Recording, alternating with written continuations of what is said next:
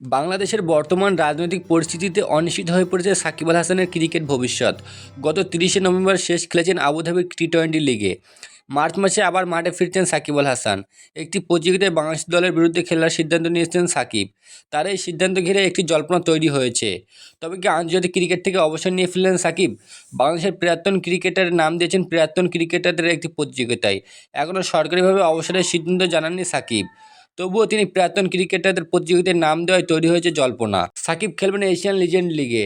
10 থেকে 18 মার্চ এই প্রতিযোগিতায় খেলবে Bangladesh Tigers, Indian Royals, Afghanistan Pathans ও শ্রীলঙ্কা লায়ন্স এবং এশিয়ান স্টার্স। প্রথমে সাকিব আল হাসান বাংলাদেশ টাইগার্সের হয়ে খেলার ইচ্ছা প্রকাশ করেছিলেন, কিন্তু পরে মত বদলে 37 বছরের অলরাউন্ডার বেছে নিয়েছেন এশিয়ান টাইগার্সকে।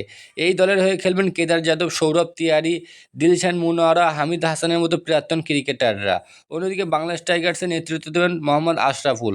খেলার কথা রয়েছে তামিম ইকবালেরও।